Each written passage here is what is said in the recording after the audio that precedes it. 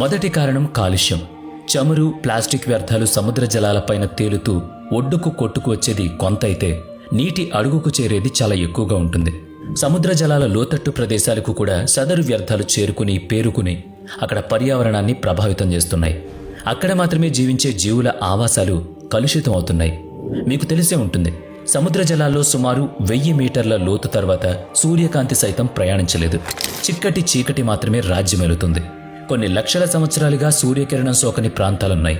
అటువంటి చోట మనుగడ సాగించే కొన్ని సూక్ష్మ జీవులు, జలచరాలు ఆ సముద్ర జలాల్లోనే పై పొరల్లో జీవించే జలచరాలతో పోలిస్తే పూర్తి భిన్నమైన శారీరక నిర్మాణాన్ని కలిగి ఉంటాయి. వాటి ఆకారం, రంగు, జీవన విధానం భిన్నంగా ఉంటాయి.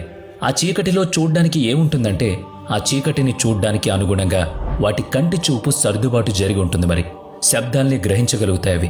వెలుతురును చూడని ఆ జీవజాలానికి ప్రత్యేకమైన ఆవరణ వ్యవస్థ అక్కడ రూపుదిద్దుంటుంది.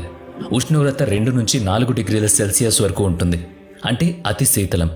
వాటికి వేడిమి, మంచు తుఫాన్లు వంటివి తెలియవు. అంతటి లోతుల్లో ప్రాణవాయువు సైతం తక్కువగానే ఉంటుంది. నీటి పీడనం కూడా చాలా ఎక్కువగా ఉంటుంది. కనుక వాటి శరీరం సున్నితంగా, నునుపుగా తయారై ఉంటుంది.